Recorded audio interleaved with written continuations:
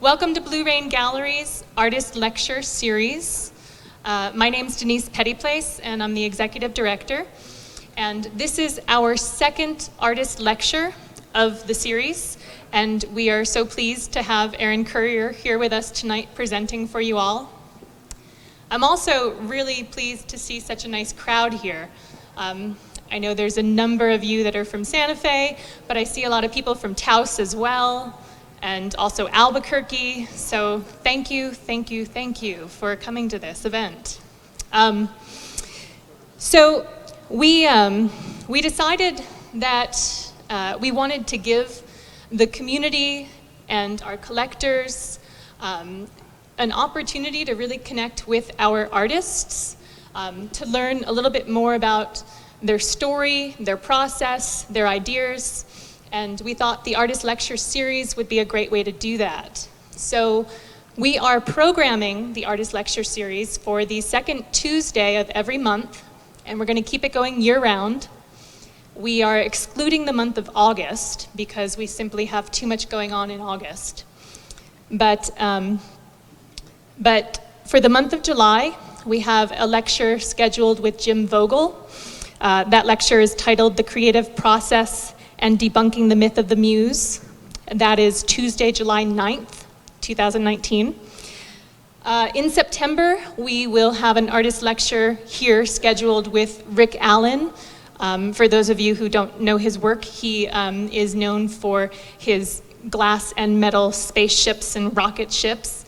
They are really, really fun pieces. Brad Overton, one of our painters, he's based in Utah. He'll be presenting here in October. That'll be Tuesday, October 8th. Bryce Pettit, a wildlife sculptor from Colorado who happens to be in the audience this evening, he will be here presenting in November, Tuesday, November, I think that's November 12th. Yeah, he'll be here Tuesday, November 12th. And like I said, this was the second of the Artist Lecture Series. Last month, some of you may have been here, but for those of you who weren't, we had Billy Shank presenting. He is also in the audience tonight. So thank you guys, Bryce and Billy, for coming out and supporting a fellow Blue Rain artist. So tonight's lecture is titled From Taos to Laos, 2 decades of delving into the world's debris and emerging with portraits of human dignity.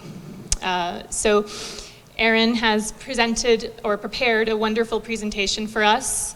We'll hear a lot about her travels. We'll hear a lot about her creative process. We'll hear a lot about her, her politics and the things that inform her work. Before I turn the mic over to Erin, I just wanted to say that we are now in our 10th year of representation with Erin Currier. And she is truly,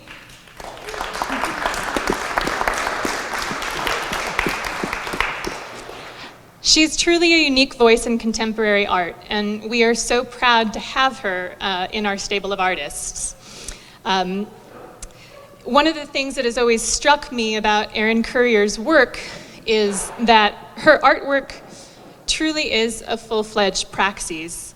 She eats, breathes, and sleeps her art like no one else I know. Everything that she does in life really is motivated by her artwork and her social and political conscience. And we're just very proud to have her work here, to be able to talk to people every day about it. I know that for me personally, I'm often learning from Erin about things that are going on in the world. And, you know, I thank you for that. Yeah. But her work really has a unifying narrative.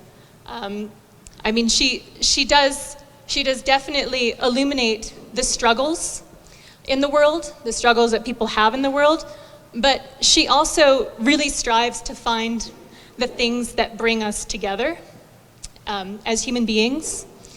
There's a lot of dignity in her work too, the way in which she portrays people, people who are experiencing the most hardships in the world, she still portrays them with incredible dignity. She's always getting at the humanity of her subjects, and that's something I really appreciate about her art as well. So we'll learn a little bit more about that tonight too, I'm sure. That's about all I wanted to say. I think, Erin is ready to talk, and you guys are ready to listen. So without any further ado, this is Erin Currier.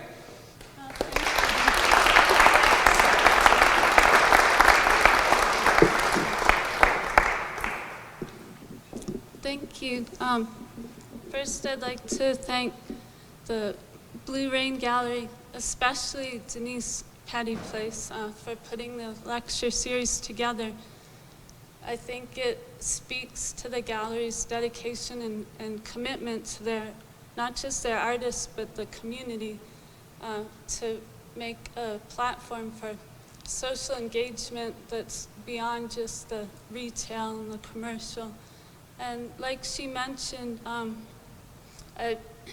this is our 10th year together now, and it's been really great. I had my first 2 big museum solo retrospectives last year, and I am about to embark on 2 residencies that I've been awarded, and there's a fellowship I'm being considered for. A lot of great things that I'm honored by, but I could not have, thanks, that's fair, that I couldn't have done without Blue Rain. It's also been the biggest transition in my life the past couple years, and they've really had my back on a personal level, and as my gallerist, as my friend. So I'm very, very grateful to Blue Rain, and very grateful for all of you for coming out, because I know there's a lot going on in New Mexico right now. I know firsthand because my figure drawing group is tonight, and there's tango on Tuesday nights, and so I'm going to try and be very brief so we can get the heck out of Dodge and go have some fun. Can I just interject for 1 second? I'm sorry, I'm just getting some feedback that it's hard to hear. I think either you might have to hold the mic and put it closer, or bring it closer to you. It's just, you might have to project a little bit even right into the mic. Okay. Yeah. Oh yeah, that's way better. Okay. Sorry about that. Yeah, I think the closer you are to the mic, the better. Okay, so I grew up drawing and painting and collaging. My mother is a renderer. She was a draftswoman, and her father before her, and his father before him.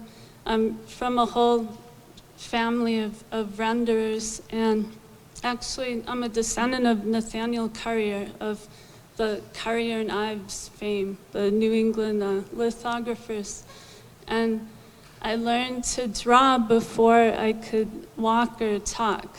My mom still has a drawing that I made when I was 6 months old, and it was a portrait of David Bowie. No, just kidding. It was a scribble, and it sucked. All my drawings sucked when I was a baby, but what are you gonna do? So I grew up drawing, and my mom taught me almost every technique. We did all these art forms together, just for fun. And my dad really instilled a work ethic, because I had to if I wanted something, I had to earn it. I had to rake the yard, or wash the cars, or dig a trench, or whatever. So I'm grateful to both my parents. And my drawing ability allowed me to get away with a lot growing up. In high school, for example, I made deals with teachers. I did a life-size painting of Albert Einstein for the science department, and I aced physics, and without having learned anything about physics. And then and then I aced law because I did a whole series of drawings depicting crimes like larceny, robbery, burglary, arson. And so I got an A in law. And, and I was kind of a dork, you know, in junior high school and high school, like I am now. But I had a ton of friends, like I do now. And partly because I could draw, like part of my popularity was I was a go-to artist. So I painted the senior banner, and I painted, I did posters for rock bands and theater programs, and so I had a lot of friends, and I was always drawing, and I was the class artist, so everyone assumed that I would go to art school, and I actually got a couple full scholarships to go to art colleges on the East Coast, but I was also a rebel, and I was like, I don't think so. Be an artist? Nah, I'm gonna be a screenwriter for films, and I loved writing and I loved films, and I wanted to be a screenwriter and a costume designer. So I found this brochure for the now defunct, unfortunately, College of Santa Fe, and they had a film and theater department, and also the photograph on the brochure of the bright blue sky and the New Mexico landscape. It sounds very cliche, but it drew me, and so my boyfriend at the time and I packed up my little beat-up convertible Rabbit. We filled it with his drum set and packed his drums with our clothes and drove across the country and camped along the way and moved to New Mexico. And I enrolled in the College of Santa Fe. And I ended up enrolling in the theater department because they had a really good costume department under Cheryl Odom. And I proceeded to learn every facet of the theater, the directing, stage management, acting, scene design, scene painting, set design. And I loved it, and once again I got away with a lot because I could draw. So, so I waived all the art classes and took philosophy and poetry instead, and Tai Chi.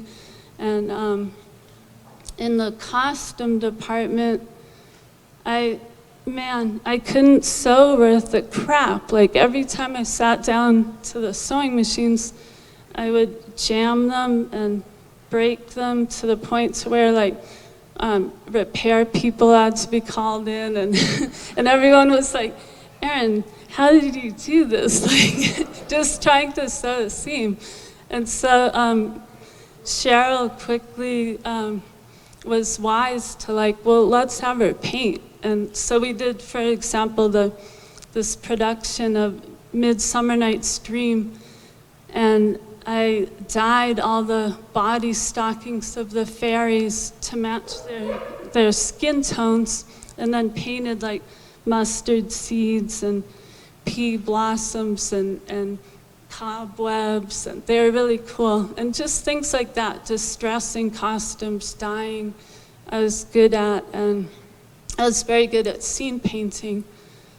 And so, you know, I loved the theater, but by my last year of school, I was really just drawing and painting all the time again, and that's what I wanted to do. And so, and so I graduated with a BFA, and for a long time I thought, like, wow, what a waste that, like, all that time and energy. I put myself through college, I worked really hard, I waited tables the whole time and worked in cafes and didn't use my theater degree. But, you know, I've since realized that my work is very theatrical. It's like, you know, in theater, like from the audience perspective, you see one thing, and then on the stage you see something very different. And my work is like that. Like from across the room, it looks like a painting, and then you get up close and you see that it's made out of cigarette packs and cereal boxes. And in scene painting, we used to like take a piece of plywood and paint it to look like brick and marble and stone. And so from an audience perspective, it's like this marble mansion on the stage, but you get up close and it's just a bunch of junk, you know, like plywood and scrap wood. So,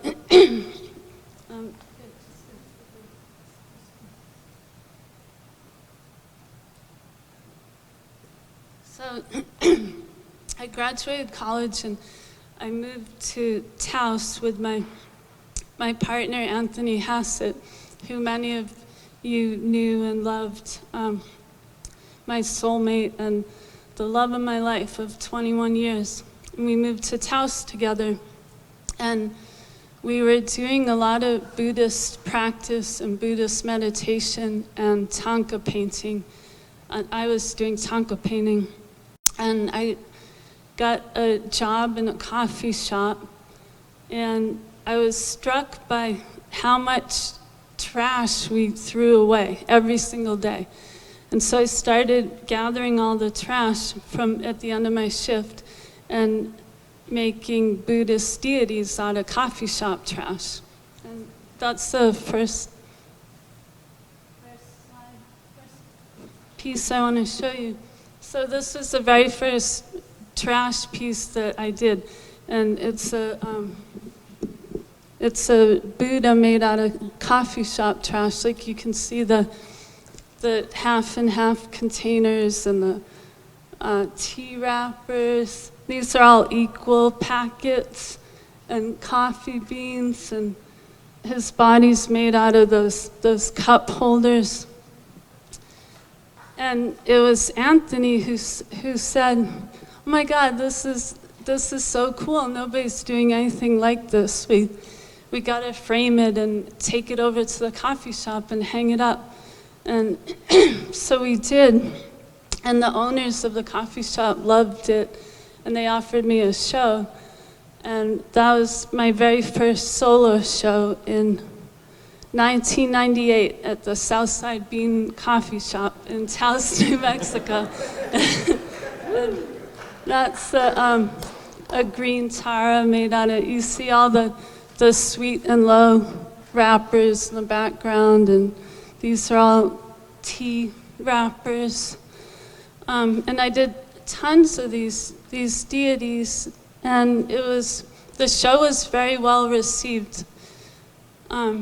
It was featured on the front cover of the newspaper, and it was on the radio, and people bought work. And this is a medicine Buddha. His robe is made out of a coffee sack. And then I got picked up by a couple galleries soon after. One in Malibu, California, the Tops Gallery. And so I was doing all these Buddhist deities, and at the same time, Anthony and I were doing decorative painting and faux finishing and antique finishes.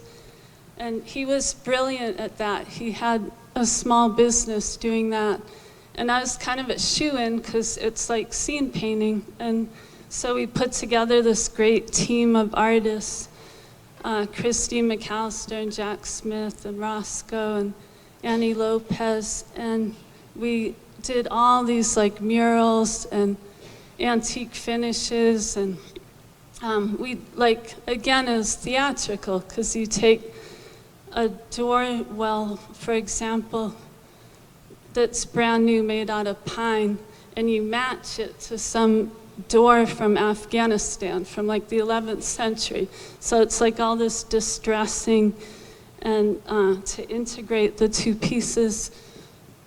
And so life was good in Taos, but I was getting a little dissatisfied with my spiritual practice because, it's all this visualizing deities who embody ideals like wisdom and awareness and knowledge and emptiness and compassion. And I thought, well, that's all fine and good, but I want to see that in our day and age, in our world.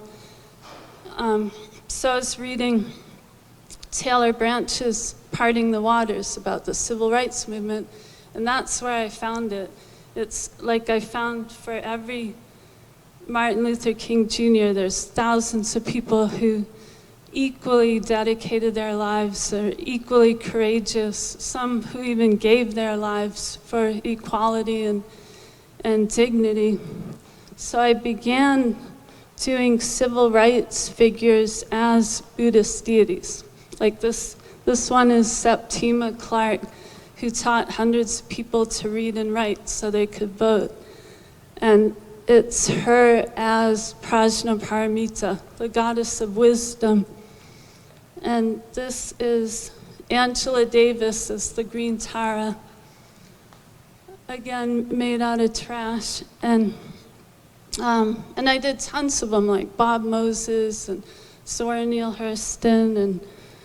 And this is Dr. Daniel Hale Williams, who was the first doctor ever to perform successful open heart surgery.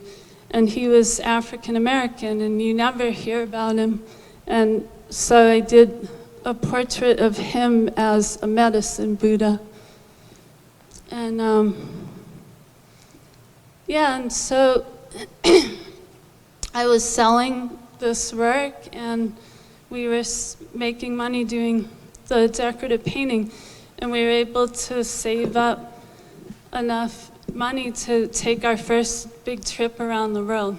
That it's something I always wanted to travel. Like when I was a kid, someone gave me a map of the world, and I'd just sit there and stare at it. I was like 5 years old, and I just couldn't wait to go out and see the world. And I'd beg my parents, like week after week, like, why can't we go to China? But I didn't leave the country growing up, and I just couldn't wait to get out there. And actually, that was my only legitimate A++ was in geography. I didn't draw anything for anybody or paint anything. I couldn't wait to travel. And so Anthony and we saved up enough, and we took our first big trip around the world. We did a martial arts training in China for a month, and went to Thailand. We lived in Nepal for a few months. We traveled India for 3 months, the United Arab Emirates, Italy for months, Barcelona for a month, and then Italy again. And it totally blew my mind for 3 reasons. One was I saw that the struggle for civil rights, for equality, is a global one. It's not unique to the United States, that there are movements all over the world for equality and dignity. And secondly, I saw it like how much the same, like Denise mentioned, that we all are, our commonalities. Like what blew my mind weren't the exotic differences of our cultures, but rather I saw that like everybody just wants a roof over their head and to have clean water and the ability to raise a family and cook some good meals, have some laughs, and and also use their particular skill set. Everyone has some skill or talent or something that they want it to be of service to their fellows, and they want to be compensated for it and recognized for it, and they want their work to be of value. And these are like universal qualities, and especially sharing a meal and laughing, and so that really struck me. And the third thing was the economic, just the economic disparity. And this was back in like 1999 and 2000, before India and China's middle class totally exploded. And it was actually when Anthony and I were in China, it was people were still wearing the Cultural Revolution outfits and riding bicycles and chain smoking, and and nothing was in English. Like all the buildings, everything was in Chinese. Nobody spoke English, and so it was really hard to even puzzle out, like, what is a hotel? You know, you'd see some building and you're like, well, what's going on here? Is it a bicycle repair shop or a hotel or a lingerie shop? And so Anthony and I figured out, you know, finally what is a cheap hotel. Nobody spoke English there, and once again, drawing saved me, because I'd like draw a bed with 2 pillows on it, and that's how we got our hotel. And later I'd come back down to the front desk, and I'd draw a roll of toilet paper, and then I'd draw a towel, and we pretty much drew our way through China. Like we'd go to restaurants, I'd draw a chicken and some vegetables, but it was incredible. And so I came back from that big trip, like really changed. And I mean, we didn't have a lot either. We lived in a 1-room studio in Taos together, and but after that trip, like, it seemed like, oh my God, look at this opulence, you know, like who would have 8 pairs of jeans? This is insane, you know?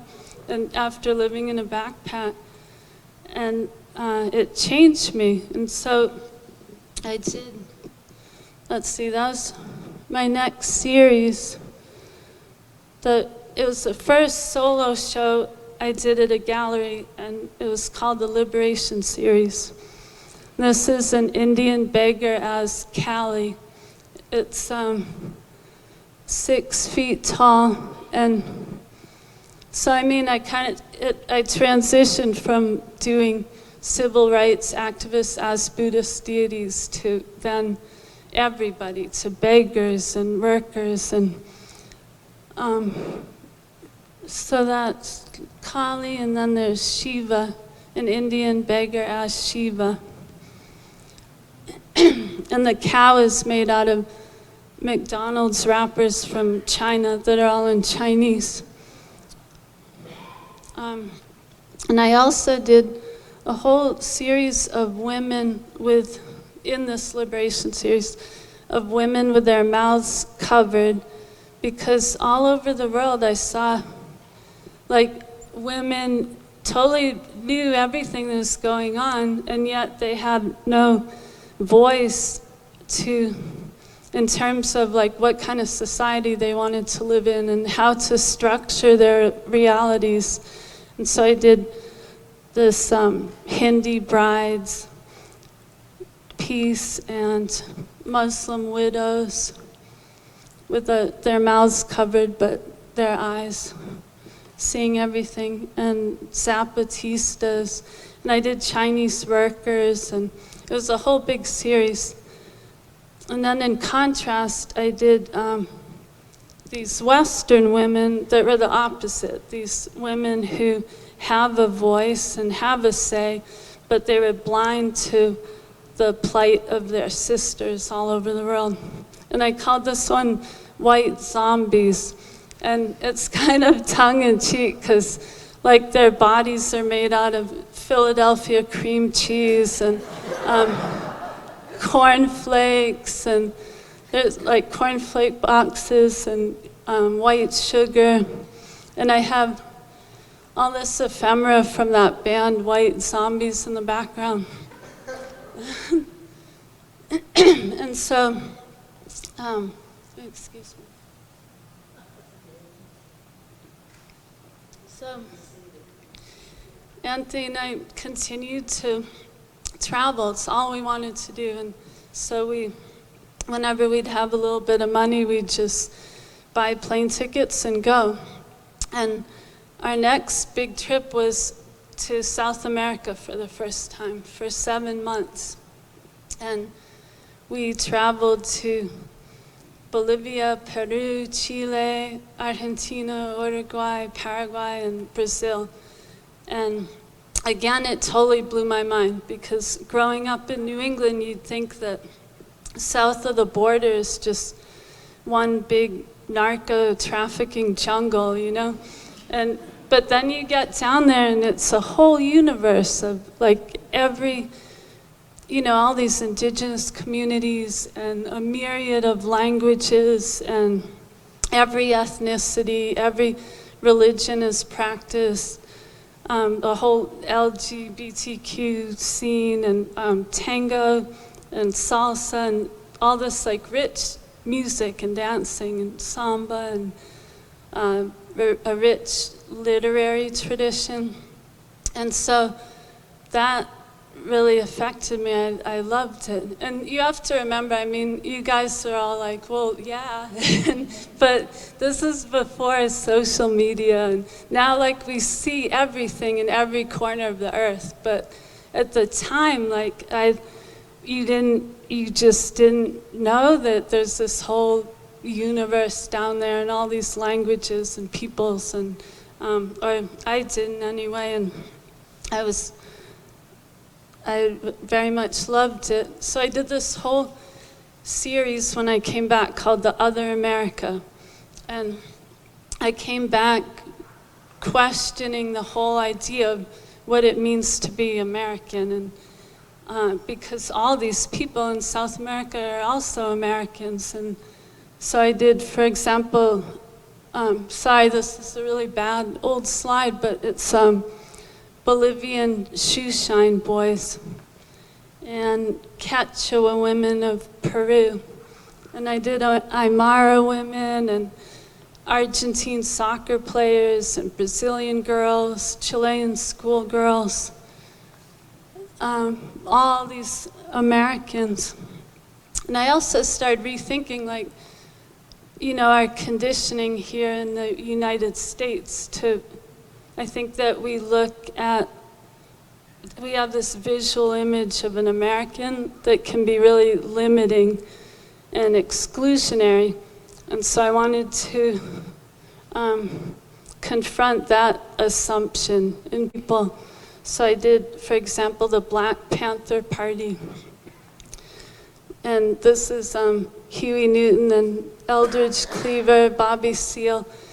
And in their sunglasses are reflections of members of the Black Panther Party who were killed by police.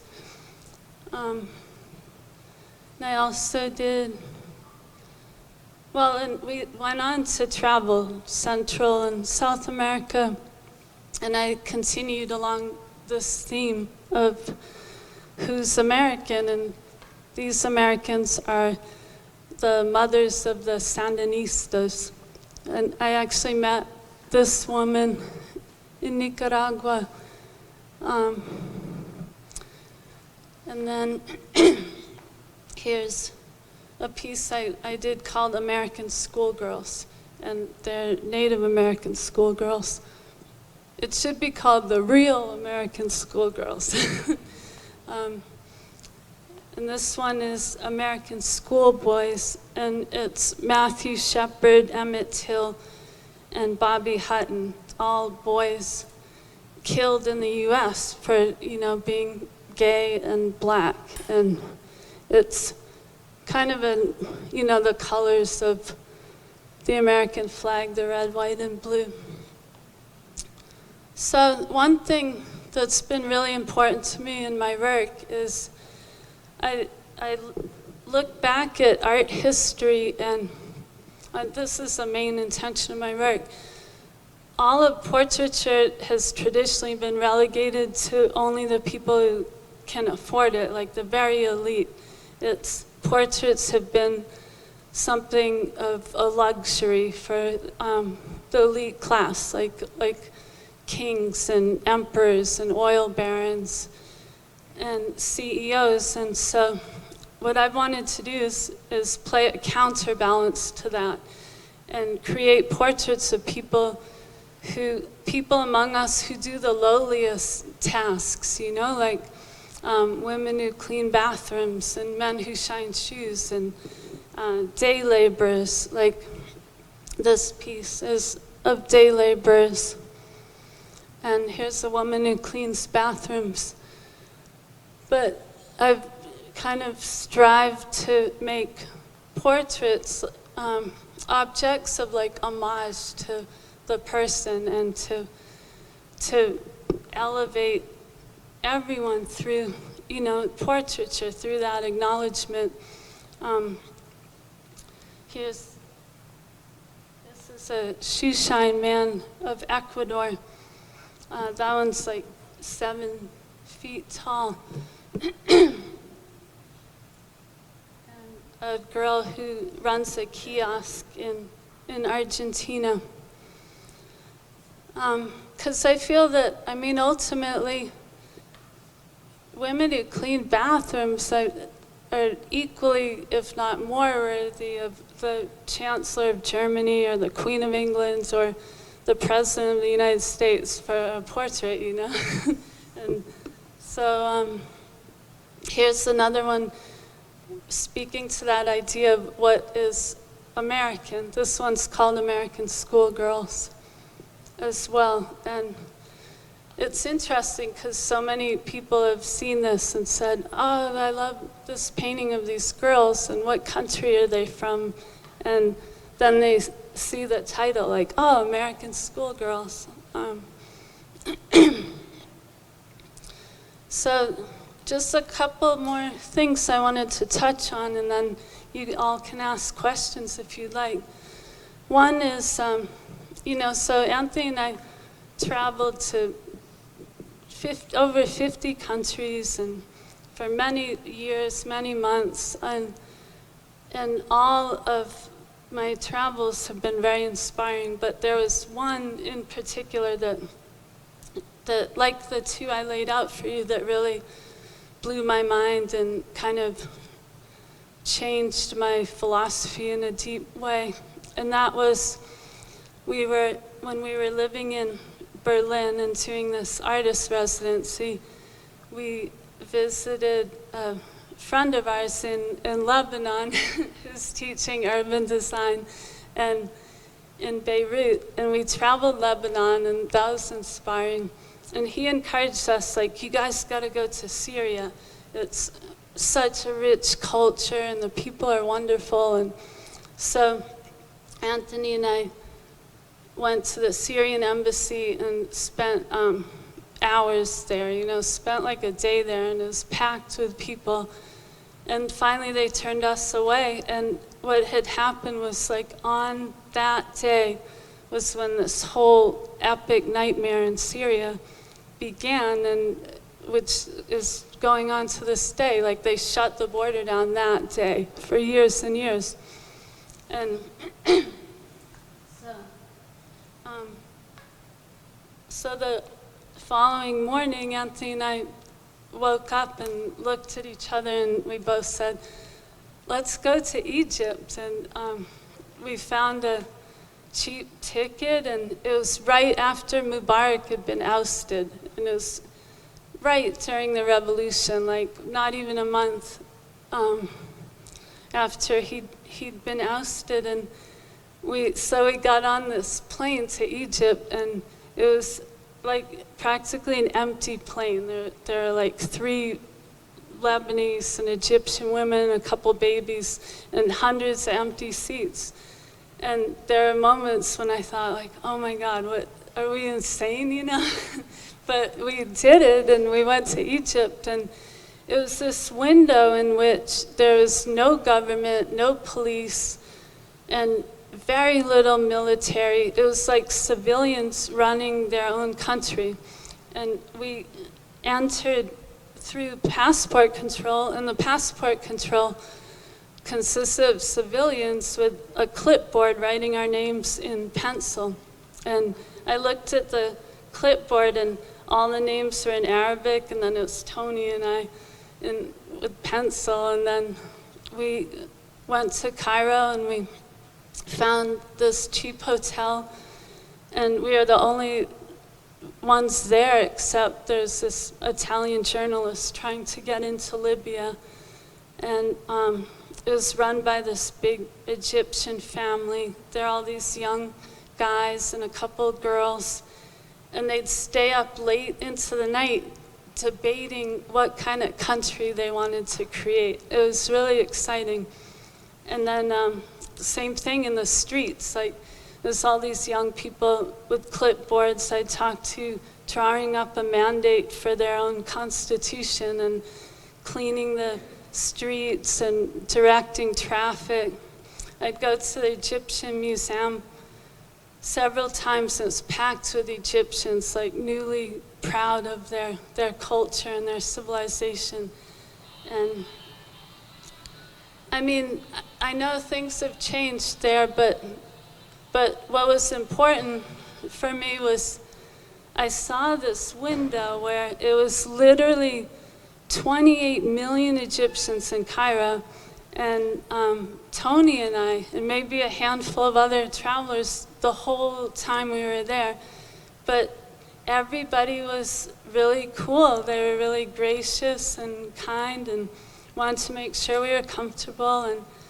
And so I really saw how, I really believe, I know there's some real darkness out there. I've seen that too, and violence, but I think the vast majority of human beings don't want trouble, and they're good people.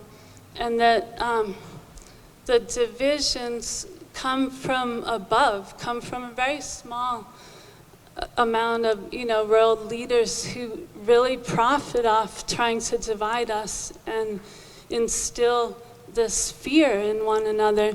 And because, I mean, man, if there's any instance, like, that you're going to experience trouble and something horrible is happening, if you drop yourself down into somebody's revolution, 28 million, mostly Muslim, and you're Americans, you don't speak Arabic, but no, everybody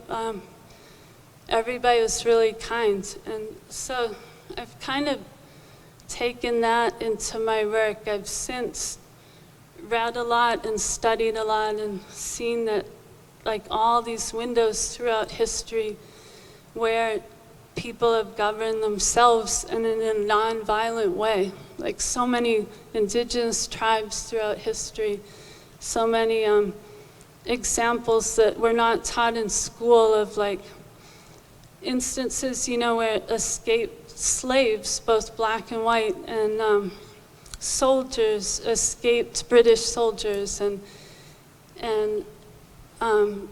escaped Spanish colonialists, and indigenous peoples would band together and create these communities and these pirate utopias. And so anyway, I just wanted to share that. And then along that line, I did this series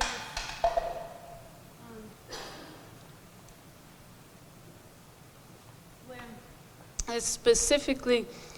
I drew specific connections between peoples. And this one was called From Laos to Taos. And I traveled all through Southeast Asia, and I was kind of blown away by the similarities between Southeast Asia and New Mexico, the American Southwest.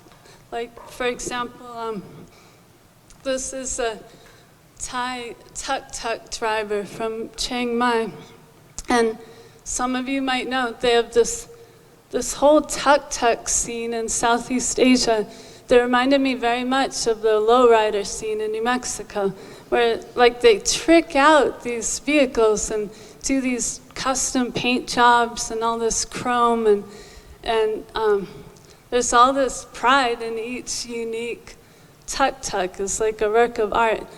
And you see a lot of guys who really admire the Western movies, and so they dress as cowboys. And then I also did this that corresponds to it. It's also a thread that runs through my work, the Taos Fiesta Queens with some of their vehicles. That was a diptych. And So that was, okay, just two quick things I want to touch on, and then we can go have some fun. One is New Mexico, how influential it's been for me. Not just the palette and the bright blue sky, the landscape, but culturally, I've now seen art all over the world. I've been to, the Louvre, all over, and I love going to see art. And nobody in the world is doing anything like what we have here in New Mexico, especially among the Hispanic and indigenous traditions, and like wherein people take the traditions of their ancestors but subvert them and add all this humor and radical political messages, like santeros like Luis Tapia and Sergio Tapia, and this is Arthur Lopez, a trade I did with him, and it's made out of some of his own trash, along with, this is a map of Spanish Market, and there's some of his son's drawings and photos of his son, and Bernadette's business card. But yeah, and Nicolas Herrera, who's here, who takes all these materials close at hand and makes these masterpieces. It's just very inspiring. Here's a portrait I did of Bernadette. And some of my own friends, it's like there's this recycling tradition in New Mexico that runs deep and but that influences everyone, I think. Like my friend Cynthia Cook, who takes this tin and scraps from the desert and fashions beautiful little altars, and Matt Thomas, who takes junk mail flyers and does these incredible textured pieces. So another thing about New Mexico is the artists really encourage and support one another, which is huge. I think that a lot of artists do create things from just a higher frequency, from the heart. It's about spirit, it's about family, it's about people aren't so interested in fame and fortune here. They really, there's this kinship and camaraderie that I appreciate. So here's just this direction I've been going in. Something I've been doing the past few years now is American women dismantling the border. And it's American women on both sides of the border dismantling it. Because like I was mentioning earlier, how all these divisions come from above, and they're so artificial and arbitrary and recent. And you look at the whole world and how many countries and borders were just carved right through communities and ecosystems. And so I've thought if anyone has the right to start taking them down, it would be the indigenous community. That's another piece I did, American women dismantling the border. And I've also been taking classic and modernist masterpieces and subverting them. This was the impetus. It's based on the raft of the Medusa, but it's all these people demonstrating passenger safety equipment in their underwear. And it's 6 feet. It's something I do when I travel, for years. Every time I'm on the plane, I take the passenger safety guide and I redraw all of those, but subvert them and make these people in their lingerie, demonstrating oxygen masks.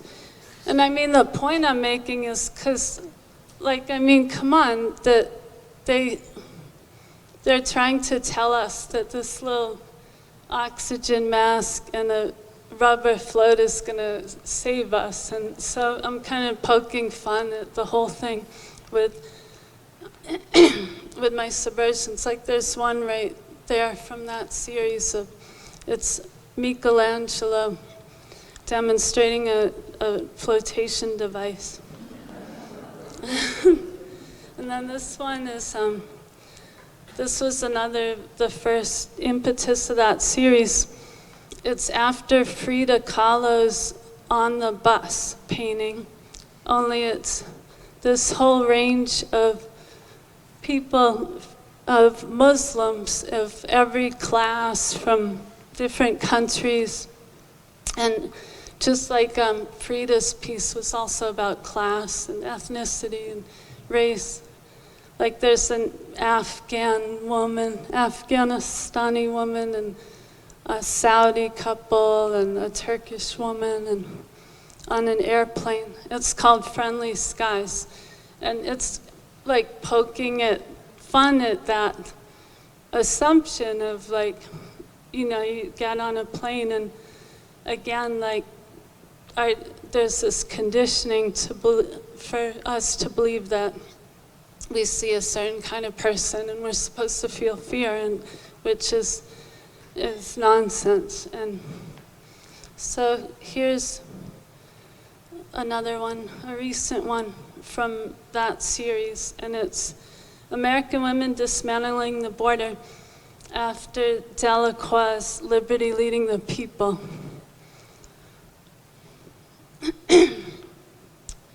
And so, I mean, that's it. I can just flip through some travel journal pages because that's been such a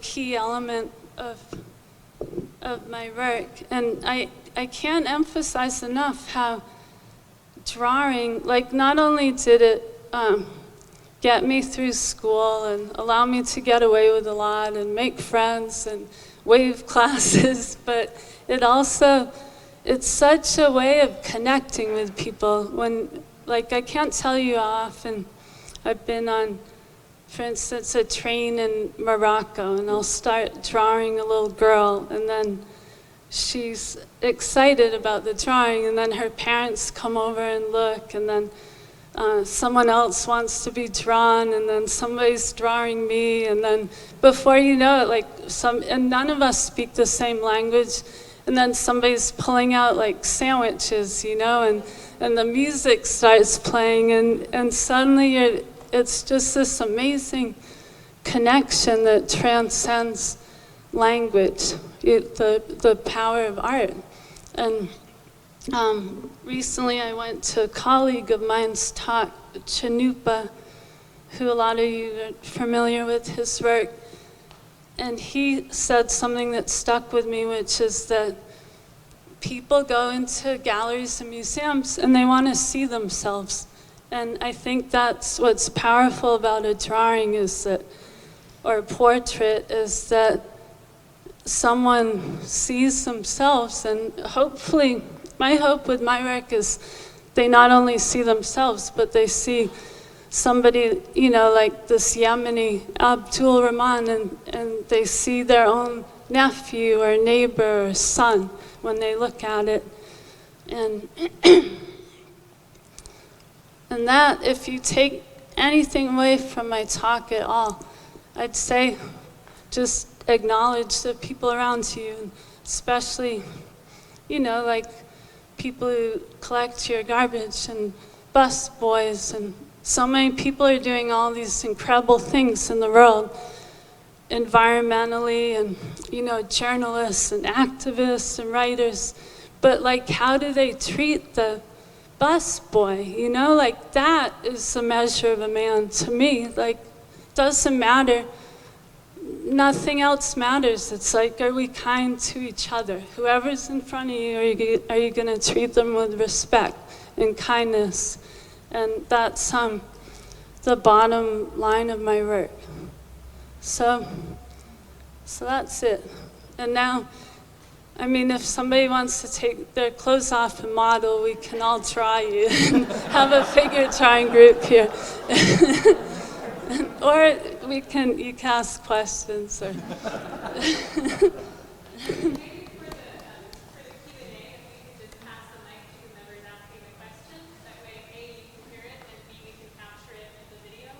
okay. That'd be great. And if you want me to pass for you, I will. Okay. Oh yeah, and before I forget, I'm having a show here in September, a solo show. So maybe while we do questions, we could also pass around. I brought invitations for everybody just to remind you all. Okay. Thanks.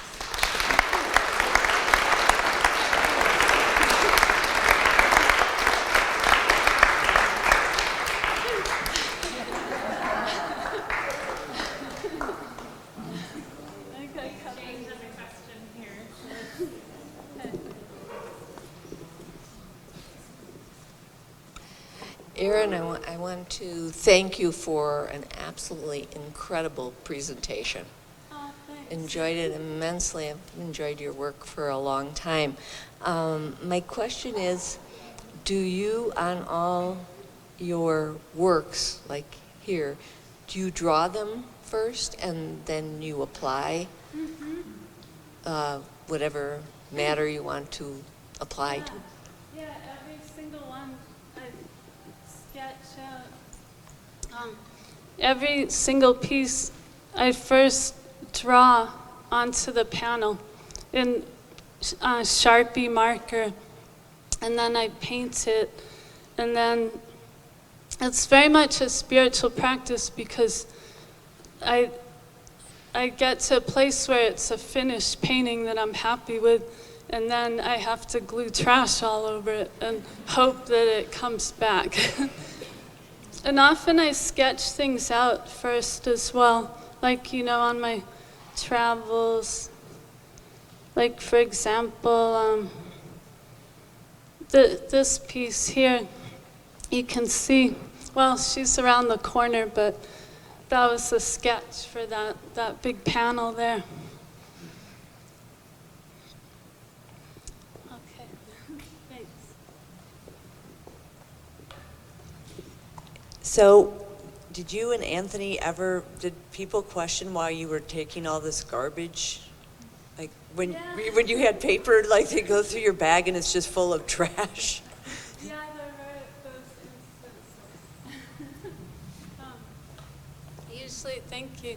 Usually I'd wait till I'd accumulated a lot in my backpack, and then I'd find a post office to ship it back.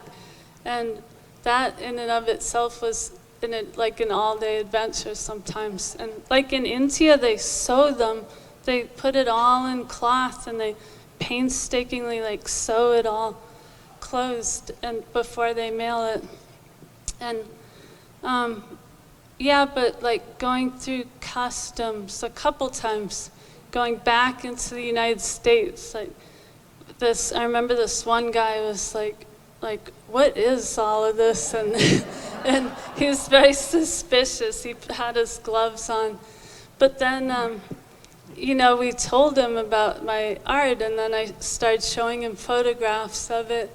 And it was really cool because he looked at the art and said, wow, he said, you know, I always wanted to be an artist. I used to paint. And then he's like, okay, you guys are good. And he sent us through.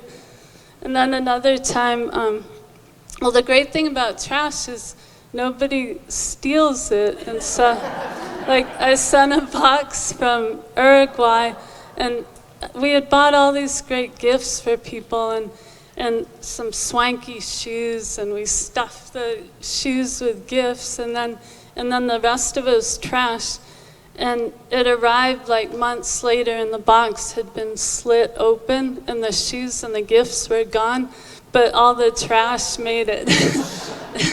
And Anthony was like, oh, thank God, the important part made it back.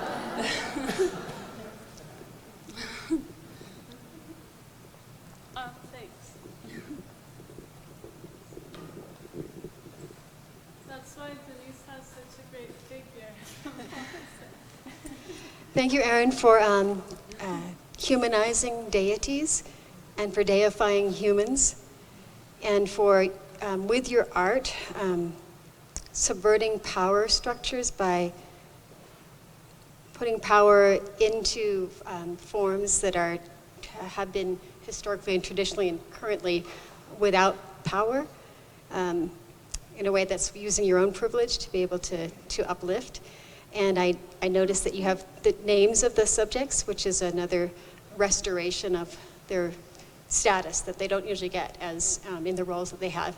And I heard you say that the importance of people seeing themselves, and given that many of them are in maybe insecure situations or in transit, do any of the subjects ever get to see their portraits? And also in terms of privilege and rebalancing, do any of the subjects, is there any way that they benefit either financially or, in some way from the success that you're finding, even if it's in sharing a meal or something that, something where their material situation is uplifted in any way?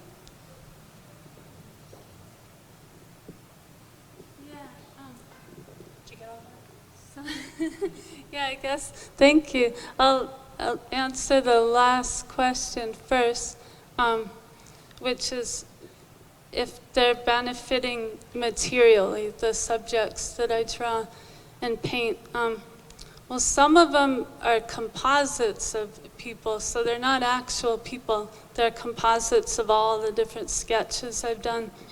Like in the case of that Egyptian women piece that I showed you guys. And other subjects are no longer living. This is, a composite of people. And same with this one. But I think they definitely indirectly benefit in the sense that I take all the resources that I make from the work and all the money and then spend it back in these places, and I never spend it, like big corporate hotels and chains from the United States. It's always these mom and pop local establishments, local food, and so it's kind of a Robin Hood form of recycling in that way, where I sell my work here and then take that money and it goes directly to people in Nicaragua or Nepal.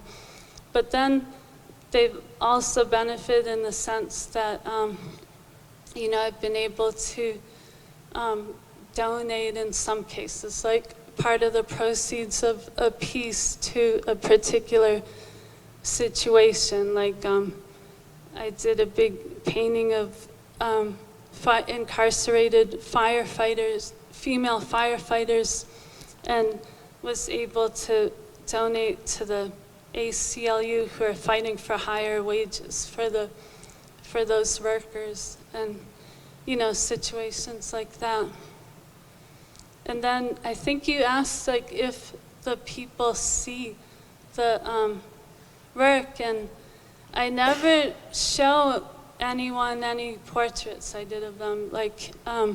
Even locally, I did a portrait of Hale, the boxer, and I've done, people let's see, what's a good example?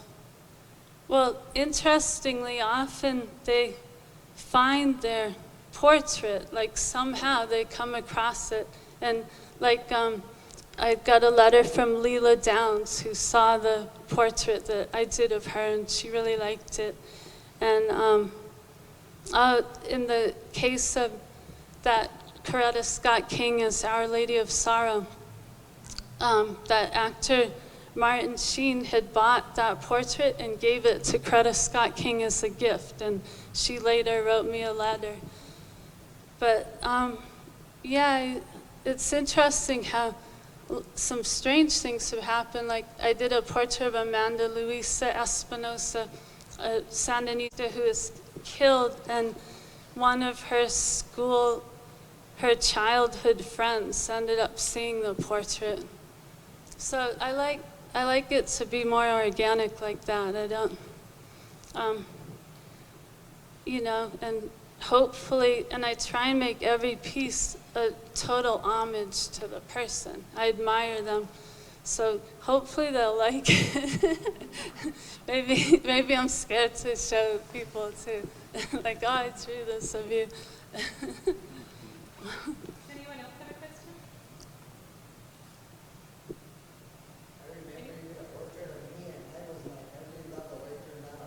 Oh, thanks.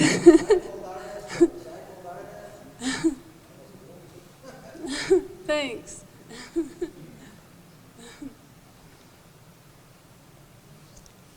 I think we have one more question here.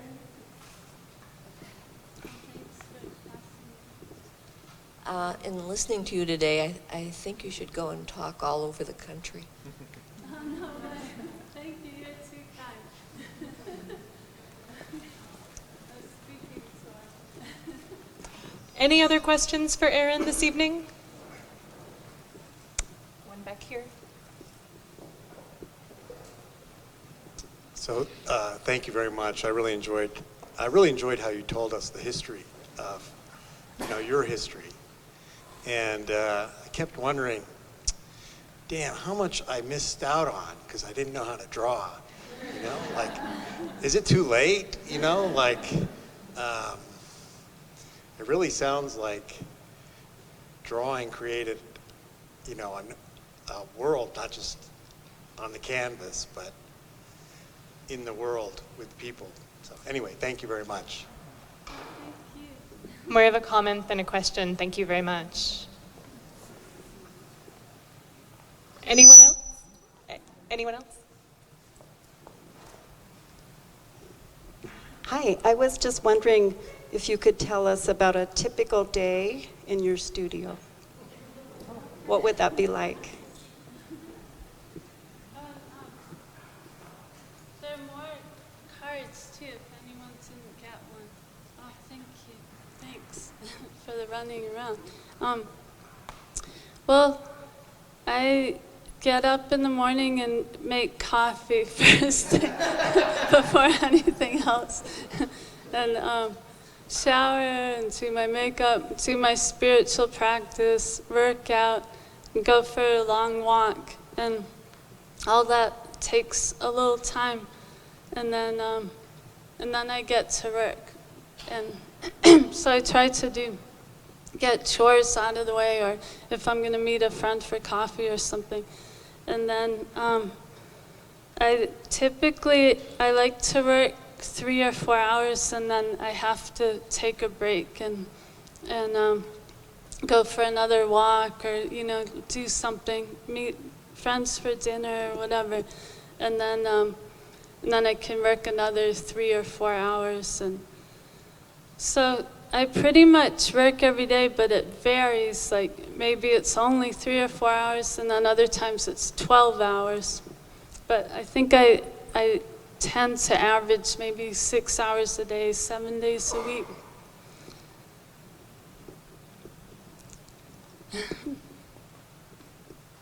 Any other questions? I think there was someone back here that maybe had a question a moment ago.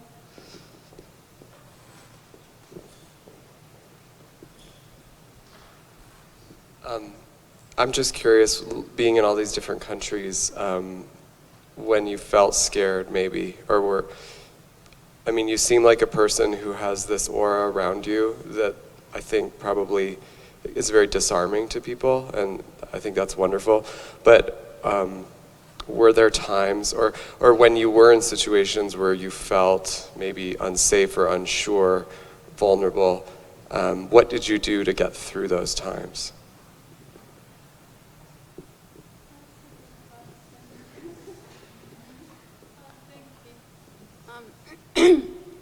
Well, yeah, there are moments, but they're really temporary, like getting on this empty plane to Egypt. I had that moment of oh my God, am I insane? And there are you know, some moments. I remember one time Anthony and I were lost in this favela in Brazil, and suddenly we just were at this dead end, and it was like a sheer cliff. And then all these guys, kind of one guy and another, and then suddenly it's this whole group of guys, and we're on this edge here. But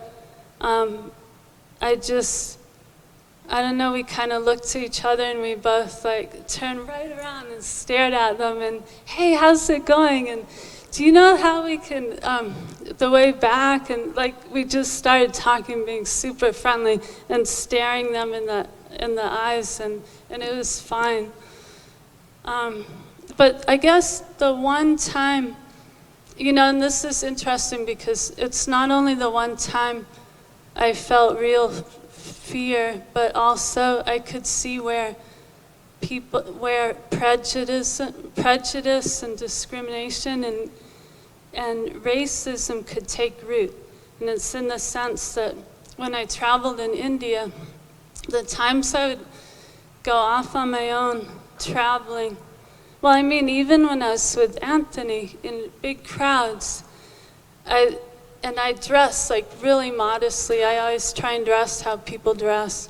But in that country, I was like, you know, I was groped and leered at and like hung onto, and somebody like masturbated at, and so many like inappropriate, like, and even like threatening situations, you know, with men. And it hit me. I started feeling like, wow, I could see where, because of all these experiences, I could start to build a prejudice against Indian men, you know, against this whole people.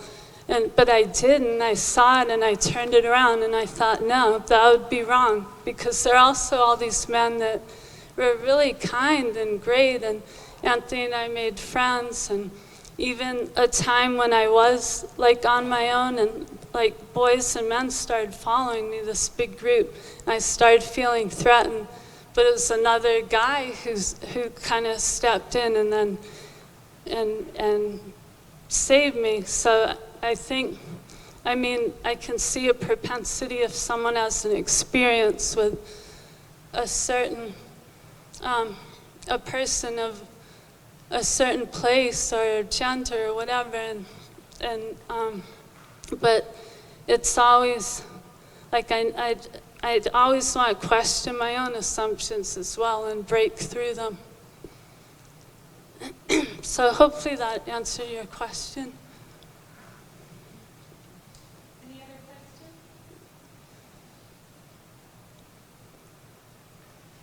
Okay, I guess that's it. Thank you.